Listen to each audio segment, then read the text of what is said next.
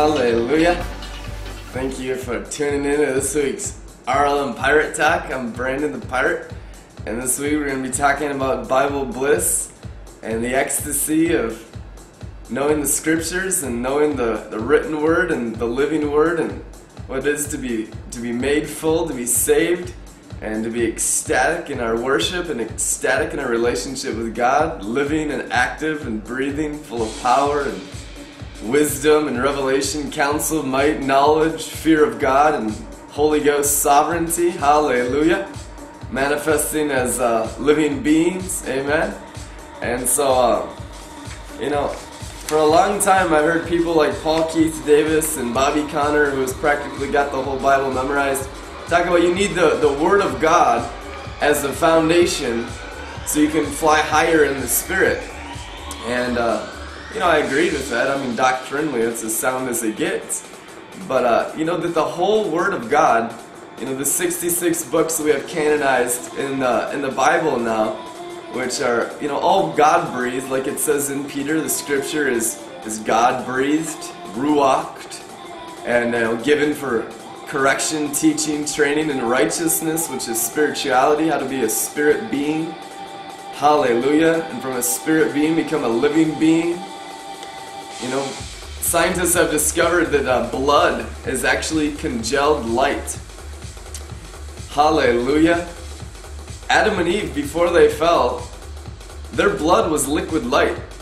And the leaves of the tree that they put on, those fig leaves, God didn't make them fig leaves. He put skin on them to keep their flesh and blood inside. For before, they were like diamonds walking around glowing like the sun. Amen. And so that's an image of transfiguration. You're going to actually look like your Father in heaven. Amen. And your blood's going to turn to liquid light. Amen. And that missing DNA strand in your DNA, which is the God strand of DNA. You don't have two strands of DNA making up your existence. The third one that is missing, you got soul and flesh in there, amen, but the third one that's missing in there is what the scientists are discovering is light. Amen, and Christians have this light DNA strand more strongly joining to their other strands than non-Christians do, and scientists are discovering this stuff and proving that the Bible is true, and so the more and more light that we manifest out of our rich treasure of glory through our brains, the more and more that light strand of DNA actually gets strengthened and is joined to our other DNA, and we manifest as transfigured sons of God. Our blood changes to light. We're being metamorphosized. Amen. The Apostle Paul talks so much about this in the New Testament, and so this is what Scripture says. The Apostle Paul, when he's talking about sons, he's talking about, people who manifest like Jesus. Paul, did awesome stuff. You could even say that Paul won more souls into the kingdom, obviously than Jesus did. Jesus had 120 in the upper room. Scholars say that somewhere around 10 to 15 million people were affected by Paul's ministry for the gospel of the kingdom. That's significantly a larger amount than Jesus when he walked the earth. Because he said, you'll do greater works because I'm going to the Father. I'm going to give you myself and the Father and the Holy Ghost, and we're going to be a team inside your body, which are the temples of the Holy Spirit. And those who know their God know intimately, being in ecstasy or intimacy with God, they'll do great exploits. Amen. They'll do even greater things than Jesus, because Jesus got himself in us, and amen. And he's restoring us back to divinity, back to being living beings, back to what Adam walked in before the fall. Hallelujah. And it's by direct revelation from Jesus Christ, amen, that your soul taps into what's in your spirit, amen, and then you get to transform, amen. That, only 8 to 10% of your brains are being currently used right now. Scientists say 8 to 10% of people's brains are in usage. That's because only 8 to 10% of our brains were allotted to our physical bodies. 88 to 90% of our brains are allotted to our spirit life. Amen? Our superior life. Because we are first spirits. We are spirit beings, amen, that have souls that live in bodies. And our souls are good and our bodies are good, but we are not to be led by soul or by body. We are to be led by the Spirit. Romans 8, those who are led by the Spirit, who are spiritual and led by the Holy Spirit, are the sons of God. Amen. So we're learning how to be spirit beings, to be transformed, transfigured into living beings. Amen. Our blood and our structure is going to change. That's what the power of communion is. Power of communion. You're actually partaking of the flesh and the blood of Jesus Christ, and it's an impartation of light and life, and it's the physical DNA that you're partaking of Jesus Christ, that third string in your DNA strand, which is the God string.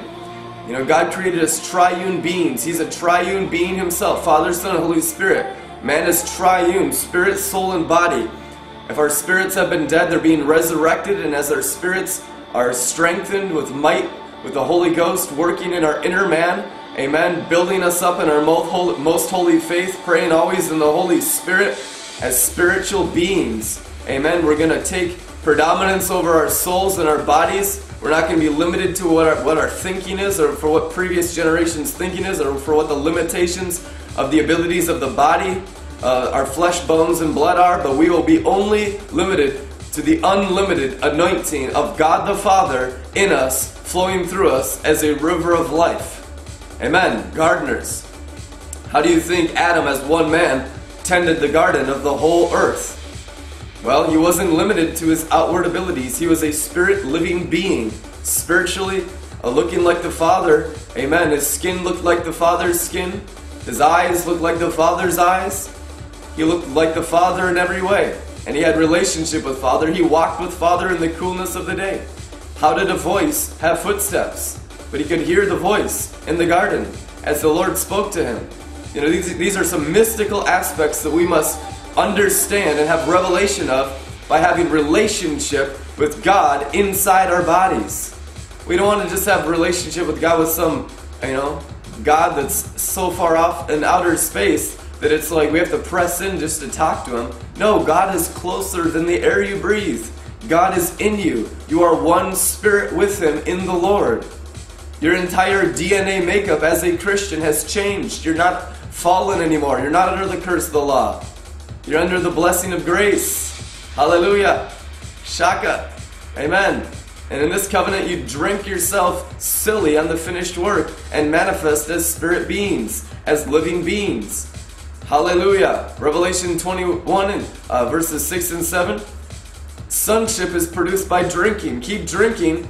Stop your thinking. The thinking and the mindsets, the limitations that we put on God actually stop the flow of revelation from hitting and transforming our minds.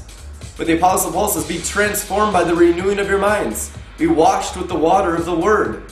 Amen. And it's by the Word of God, the written Word mixed with the Holy Ghost, shooting up into our brains, that we can fly higher in the Spirit as spirit beings, being transfigured into living beings. And this is all by the blood of Jesus Christ.